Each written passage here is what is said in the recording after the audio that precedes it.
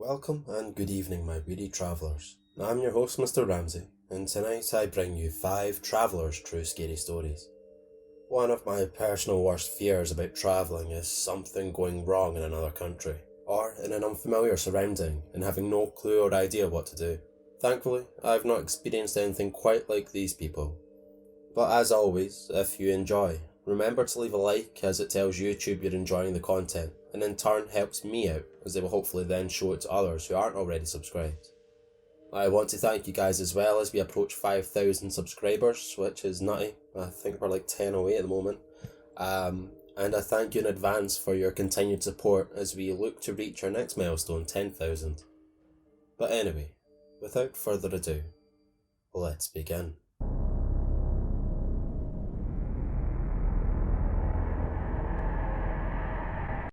Number 1. During university, I went on an education-sponsored trip to Singapore, and everything was amazing until the last night when we were there. We went to a club that was a bit of a trek from the hotel. I ended up being way too sober to continue partying, so I hightailed it back to the hotel with my boyfriend. Everyone else stayed behind, but eventually split up at last call to catch cabs and such. A guy and a girl from our group decided in their drunken stupor to walk back from the hotel. They somehow, in some weird way, ended up wandering into a Singapore port. Keep in mind, the port is the livelihood of Singapore. They didn't even realise it until a port authority car pulled up and told them they'd give them a ride to their hotel. They were friendly about it, so they hopped in. What happened next though was insane. I get a call to my room at 4 AM and someone in very broken English is asking if I knew these two people. I was sharing a room with a girl.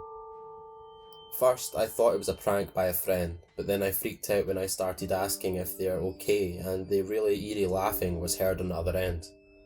They wouldn't give me their name or location. That gut-dropping feeling when you realise it's not a joke and something is seriously up. Turns out the port authority arrested them, turned them over to their version of the estate police, and were accusing them of being spies who had scaled the walls of the port to gain intel on trade. Both of them were separated, interrogated, guns were pulled on them in order to get them to fess up. They were taken to the walls of the port and forced to explain how they scaled them. One cop told one friend that the other friend had already confessed, so they might as well turn themselves in too.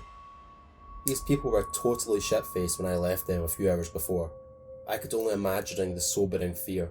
I took the rest of the group and the hotel front desk staff hours of calling to finally locate where they were in the city. Luckily, we had met a super successful businessman and lawyer living in Singapore from our hometown a few days before. We called him up and asked if he could help us. He went to work on it.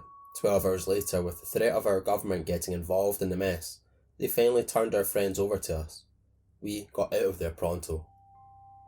We think someone messed up their job at the port that day, left the gate opened, and rather than admit their fault, they would get these young students to take the fall. Thankfully, neither of them gave up because God knows how insane their punishments are over there. Moral of the story, take a cab home at the end of the night. Number 2. I was travelling out of the country right after finishing up a huge 5-day work event where I had about 10 hours of sleep total during the 5 days. I got to the motel, which is kinda run down, and the carpets and blankets are damp, but I'm so exhausted, I don't even really think about it. I fall asleep pretty much immediately, at like 8 PM local time. At maybe 11 PM or so, I get a call from the motel phone saying there's been a complaint about noise. I tell them that's impossible, I've been sleeping. They ask me if maybe it's someone else in the room, and I tell them nope, I'm here alone and there's definitely no one else making noise. They ask me again if I'm sure I'm by myself and not causing any noise. I said yes. I fall back asleep immediately. When I woke up and thought about it some more, I realised how weird the entire interaction was. There was absolutely no noise I could hear anywhere nearby, and I don't know why the motel staff would need to clarify so many times that I was alone. Apparently, they never called, so I assume it must have been someone calling the different rooms to see who was in the rooms and how many people. I've never been so glad to always use the extra latch chain lock. Number 3. I was travelling by train for a journey of 30 hours. I boarded the train. It was a 3-tier EC compartment, but quite empty as the train had recently been started and very few people knew about it. This man, about 40 years of age, took a seat in front of me and asked me if I was alone. I replied in affirmative and went back to my book. He then told me that he is like my father and I needed not to worry about travelling alone. I smiled, but did not reply. Next, he offered me a few pastries he was carrying. I declined because I never eat anything offered by strangers, anywhere. He got offended and asked me to have at least one. I declined politely, telling him that I was quite full. He told me I was being arrogant, so I ignored. Later, he commented on the book I was reading and handed me a book, claiming his book was better.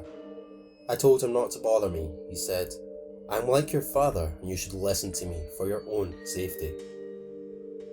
"Sir, you're not my father. Please stop disturbing me.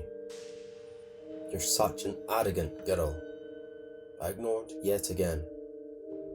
Later, I went to a different coach and found a young couple who were travelling to the same place as me. I told them of my predicament and both of them and I went to the conductor and requested him to provide a seat next to them.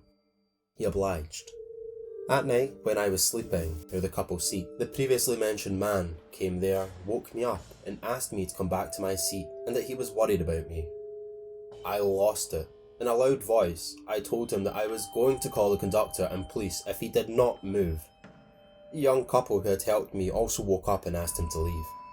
He said he was my guardian, and the guts on this man, and was just taking care of me. Only when some other passengers gathered round did he leave. I didn't sleep the entire night, didn't dare to go to the bathroom, and sat upright at the slightest noise. Later I called home to ask my dad to come pick me up in the morning. The train usually reached in the wee hours of the morning, so I would take a shared rickshaw to reach home. That day, I was scared. The last I saw him was when my dad was escorting me out of the station. Number 4.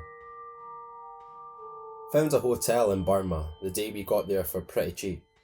They mentioned the rates were low because maintenance was being done on several floors. We sleep fine, wake up and head to breakfast. At breakfast, we met some Germans who had also stayed the night in our hotel. They said they had not slept well, because during the middle of the night, someone woke them up to move them from the floor they were on. We, us and the Germans, found out later they had been moved because they were on one of the levels reserved for maintenance, and part of the maintenance including gassing the rooms for bugs. During the middle of the night, they were just going around the room shoving the gas nozzle or whatever under the doors and letting them run.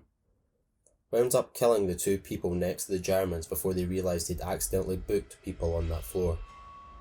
We weren't on that floor, thankfully, but it's always stuck with me how seemingly easy it could have been to have gotten mixed up and all that. Number 5. I haven't had any major incidents when travelling, but it finally caught up with me this April. My husband and I were in Cape Town and went to our bay to do some snorkelling with seals. It wrapped up by midday, so we decided to go check out a farmer's market of sorts that was a 10-minute walk away. Pretty touristy area, broad daylight around noon.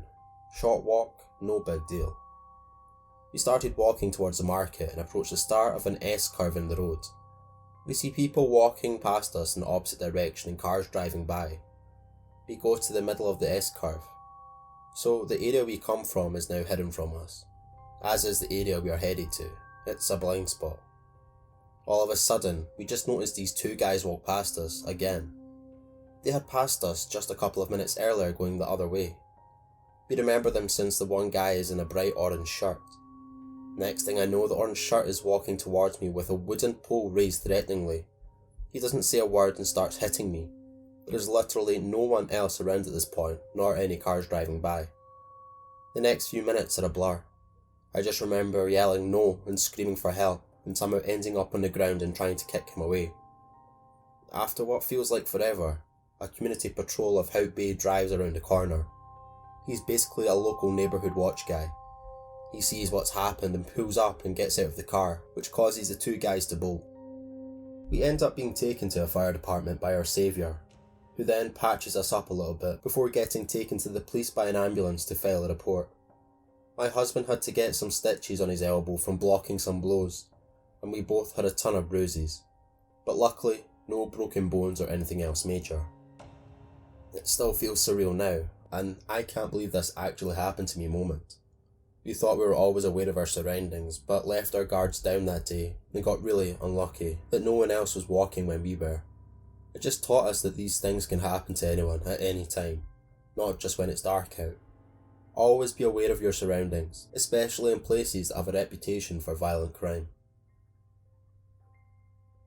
Thank you all for listening. On screen now, to your right and left, there should be a couple of videos of mine that I think you might enjoy. Remember to leave a like if you did enjoy, and subscribe if you're new. And thanks again for listening, and I'll hopefully catch you in the next one.